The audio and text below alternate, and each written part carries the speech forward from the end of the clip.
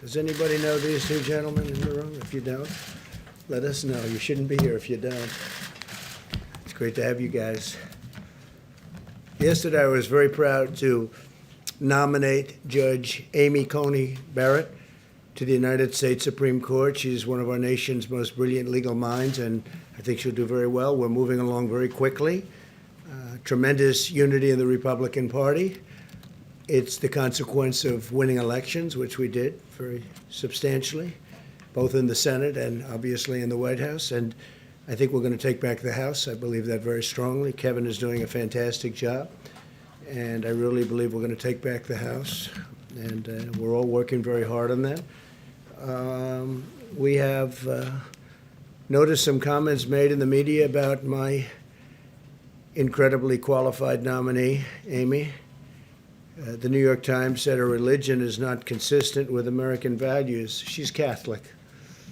It covers a lot of people. It's a very disgraceful thing to say. Some of the comedians, I don't think they're comedians because comedians are supposed to be funny. They're not funny, like, at all. They're nasty, they're mean, and they think they're funny. And someday, hopefully it's in 5 years, but someday when I'm not here, they're going to be off television because their ratings, which aren't very good anyway, but their ratings are going to go down like you've never seen before. That includes a lot of others also. In fact, I'm sort of waiting for the New York Times and the Washington Post, ABC, CBS, NBC, CNN, MSDNC. I'm waiting for them to endorse me because if they don't, they're going to drop with a thud. Like, you know, it was supposed to have happened long ago, and then we won a race, and it was a great victory. And I think we've never had a more energized base. I don't think so. Nobody's ever seen anything like it. The rallies that we're having are incredible. We call them protests. They're friendly protests. We don't want to call them rallies, but the friendly protest rallies have been incredible. People, I don't think anybody's ever seen anything like it. And this is still long before an election. This isn't like the evening before. These are long before an election. The incredible crowd we had in Pennsylvania and Virginia, in every state, no matter where, North Carolina, Florida, no matter where we go, we're having crowds like nobody. I don't think anybody's ever gotten before, ever, not even close.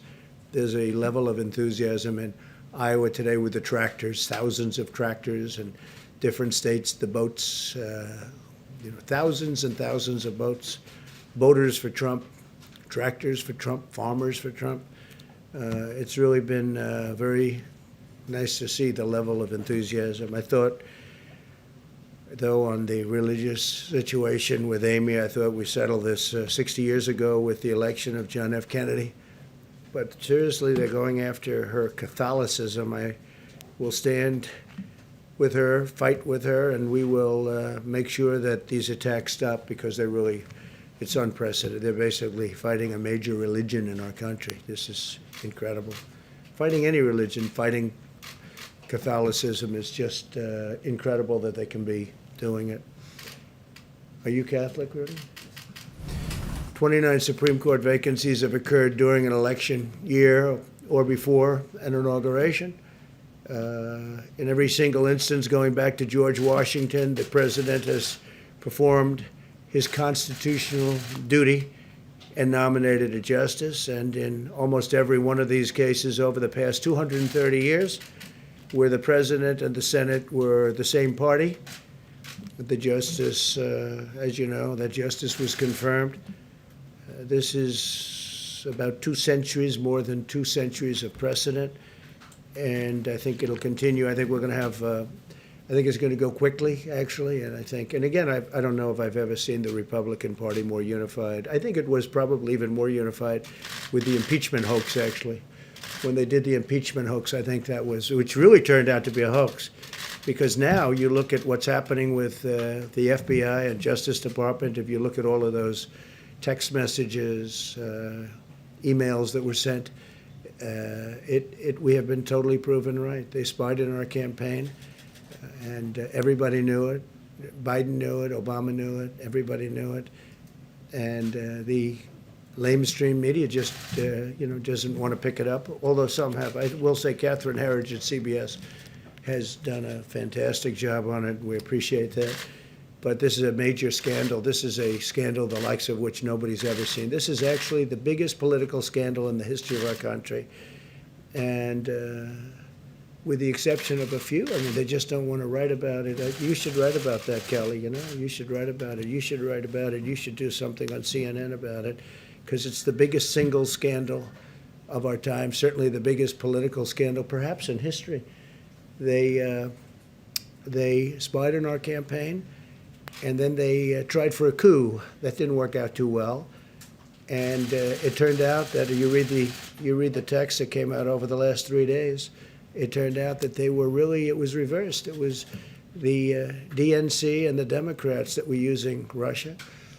And related or unrelated, Hunter Biden got $3.5 million from the wife of the mayor of Moscow.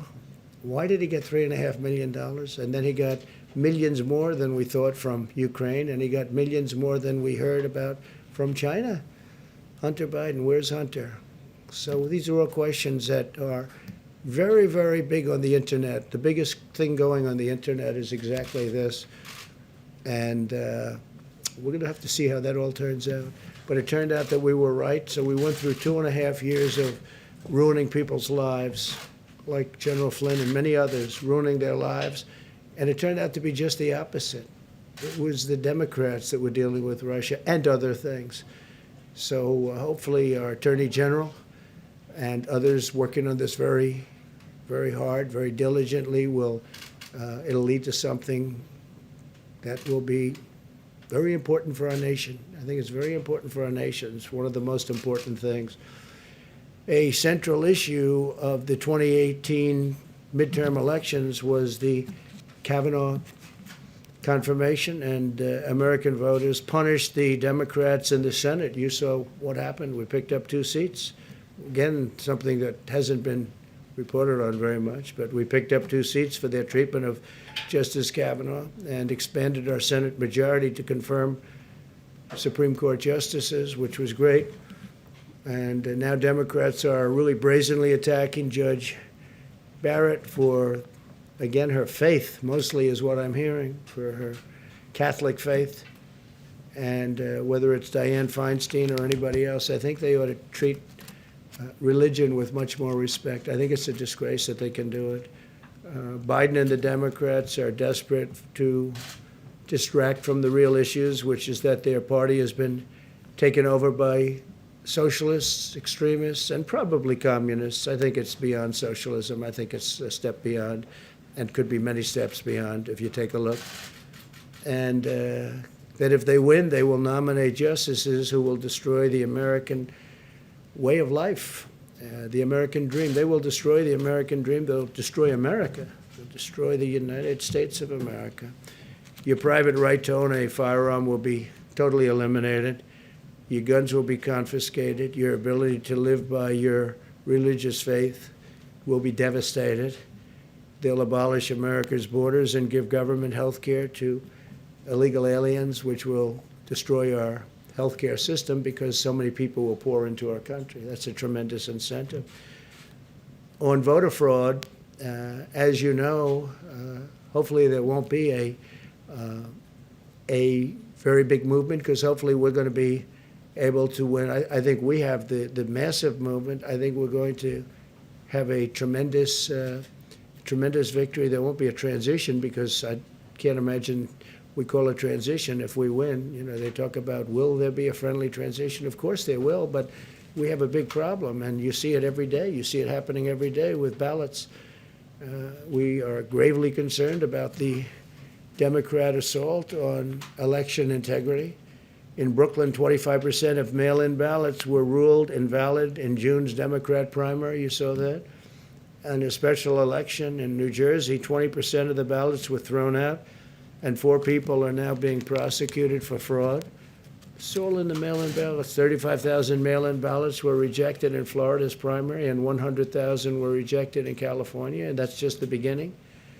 A week after Pennsylvania's primary, half of the counties were still counting ballots, and you'll be counting them here because this is a much bigger version of all of that.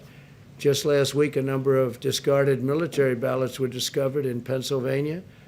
All of the recovered ballots, these were ballots that were thrown out, had been cast for a person named Donald J. Trump. In Wisconsin, 3 trays of mail containing absentee ballots were found in a ditch. They were thrown in a ditch. 3 trays, that's a lot. In North Carolina, voters are reporting receiving 2 ballots in the mail. Many voters, I hear it's thousands, but they're getting 2 ballots. I wonder if those are Democrat areas, because the word is they are. In Iowa caucuses last winter, you know what happened there? You all reported on it, I think, very well, right? You remember that? No. It was not good, right? But in Iowa, they still don't really know who the winner was. I think they called somebody eventually, but it was many, many weeks later.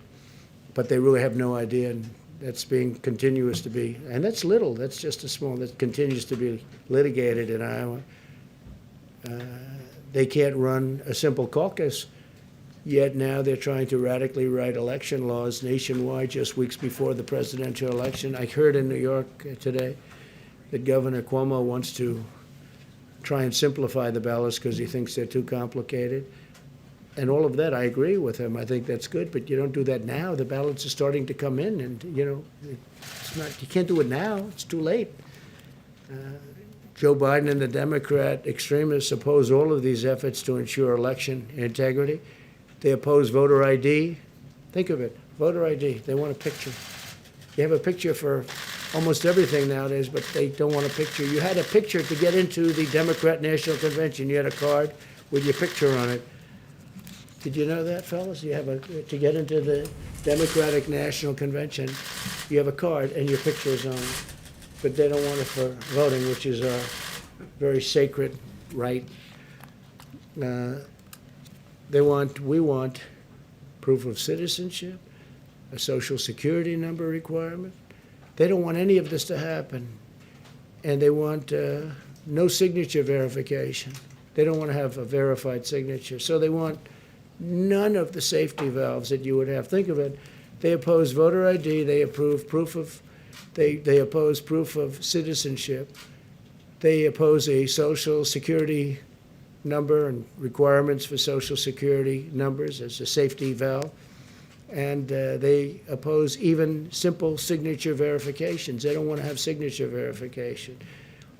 They want to require all states to do mail-in balloting, right? I call it unsolicited. Some people call it universal. I think universal doesn't make sense because nobody understands why universal. It's unsolicited. They want unsolicited mail-in ballot. In other words, just send these ballots to whoever you can think of.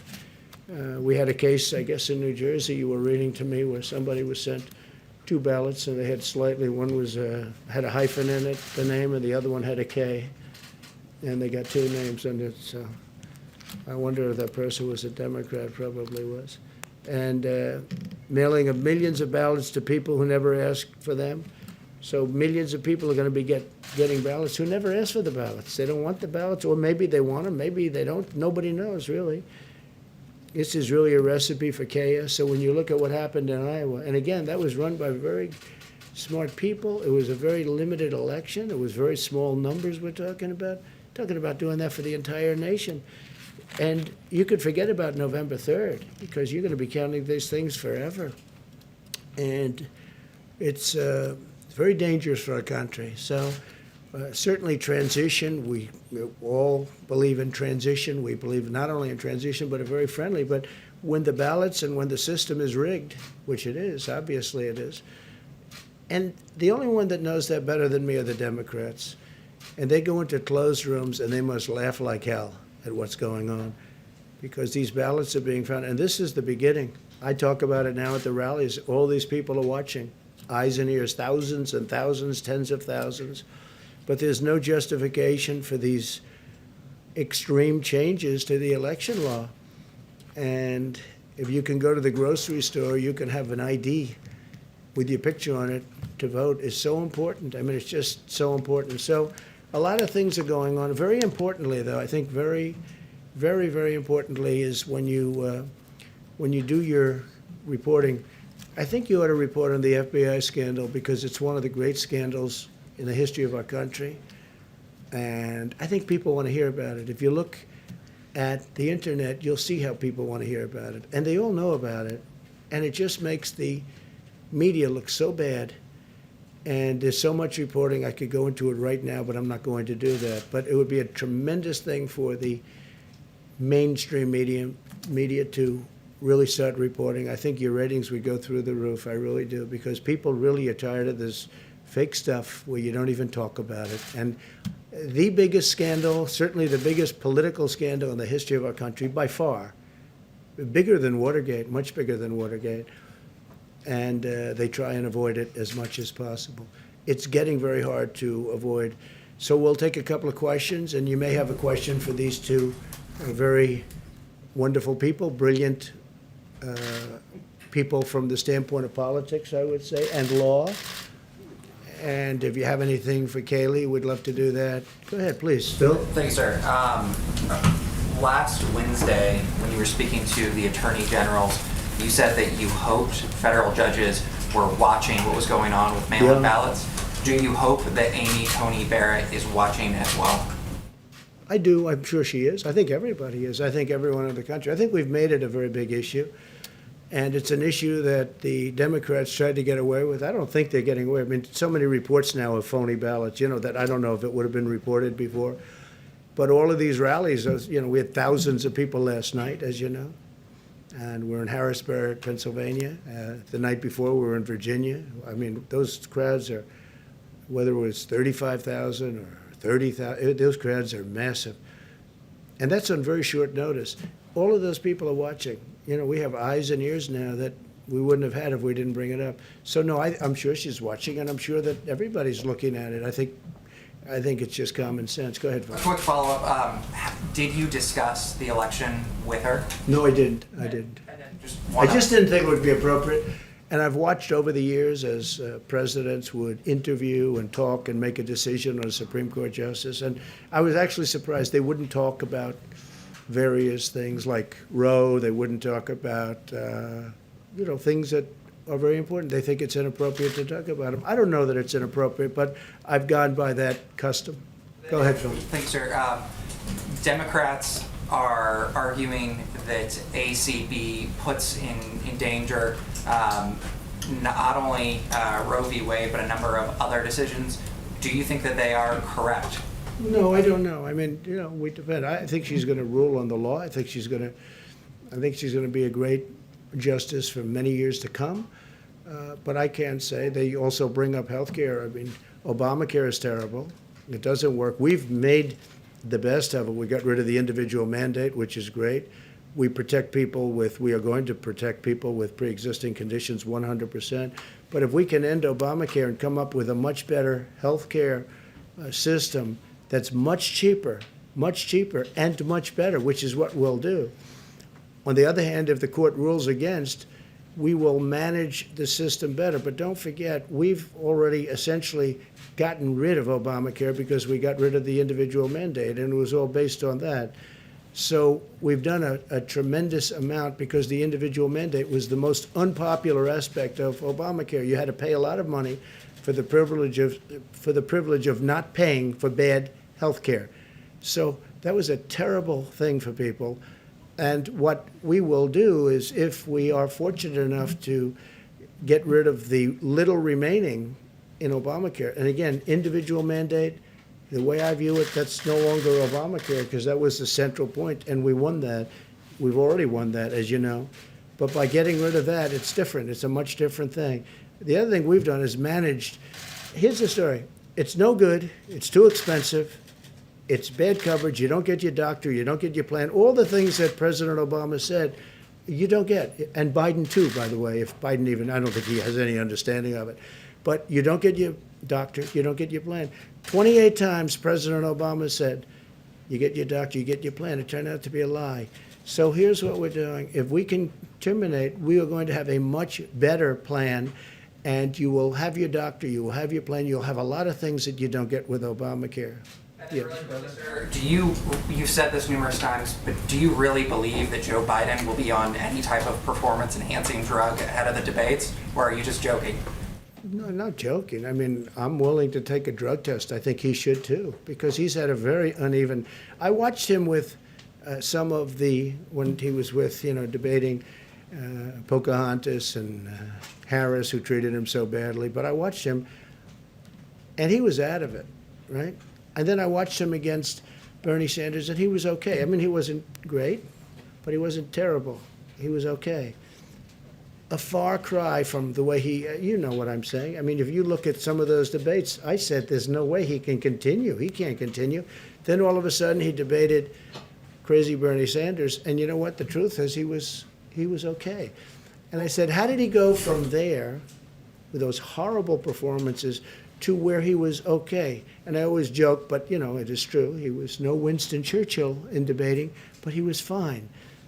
And people say he was on performance-enhancing drugs.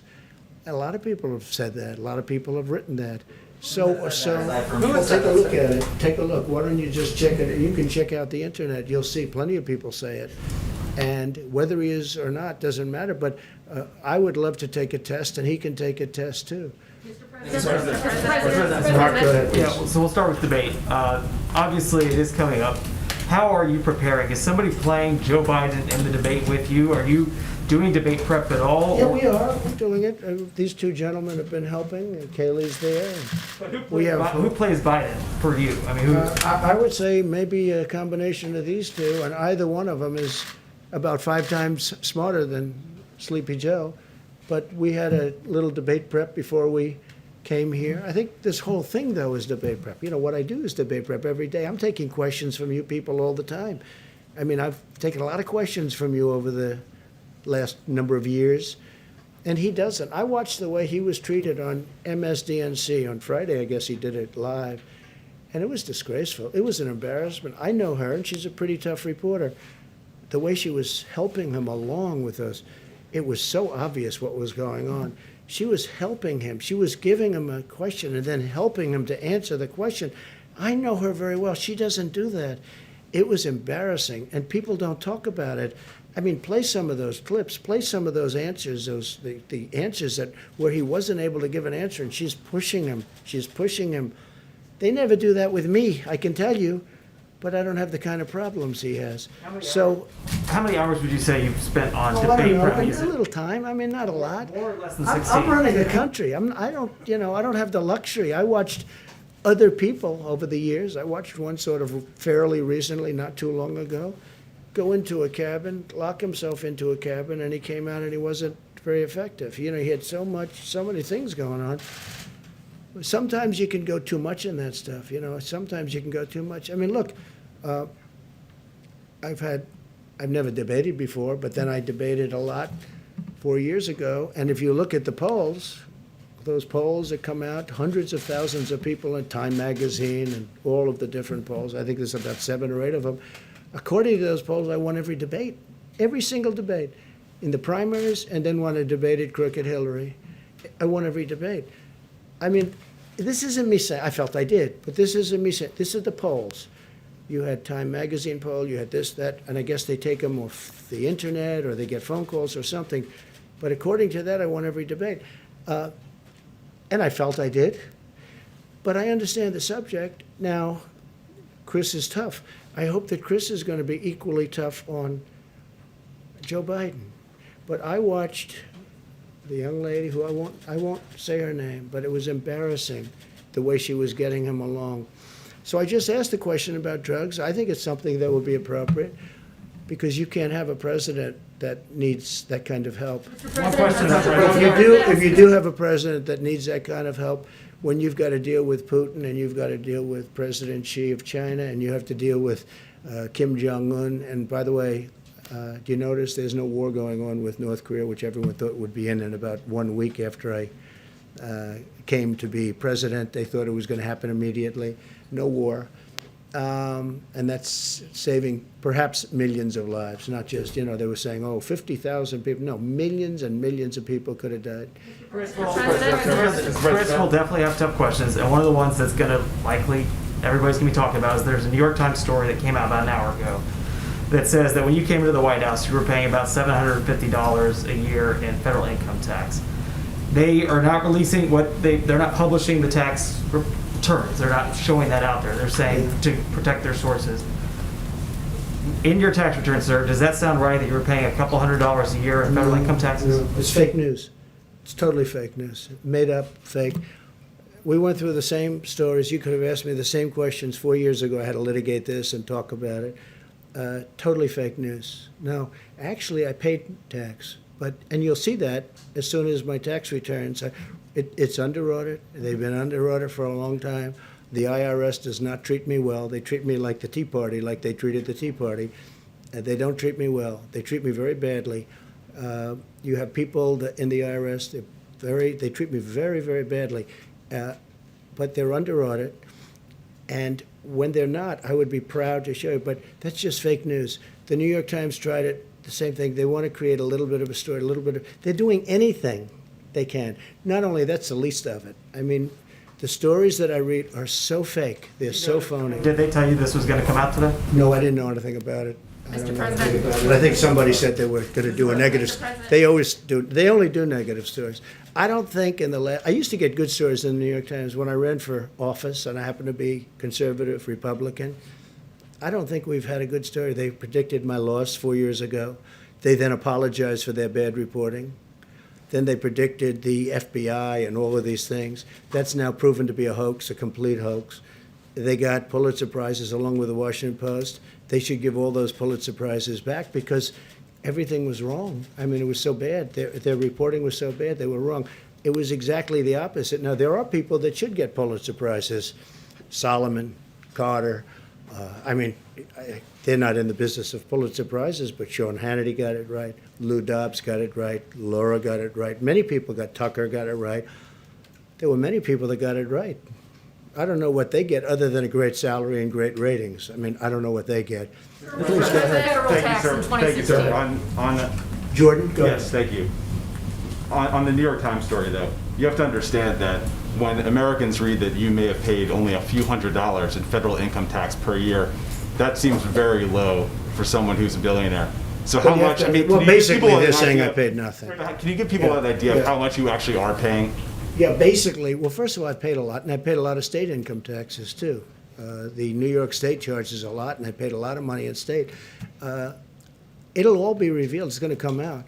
But after the auditors, they're doing their assessment.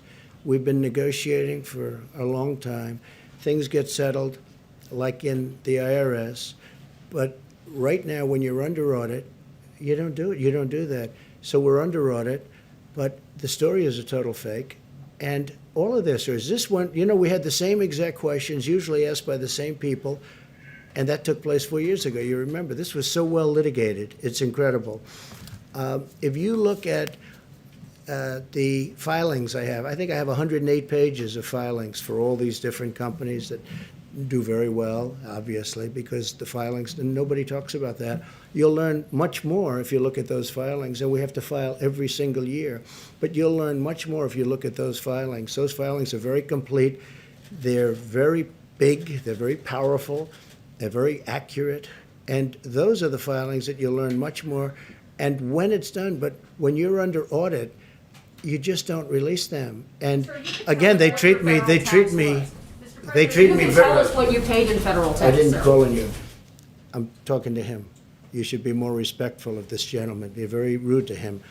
But I will tell you that I look forward to releasing that. I look forward to releasing many things. I'm going to release many things, and people will be really shocked. But the New York Times has been doing fake story after fake story. I've never seen anything like it. And people understand it. And that's why the media has such a low approval rating now because of what they've done. It's really a shame. Yeah, go on the back. Yeah, thank you, Mr. President. 2 questions. And if you have any questions for these two gentlemen. Well, that's what I was going to ask, both you and Governor Christie and Mayor Giuliani. your two guests are practicing Catholics. You've talked about possible bias against Judge Barrett's religion. Only two Catholic bishops have come out to say the same thing you have.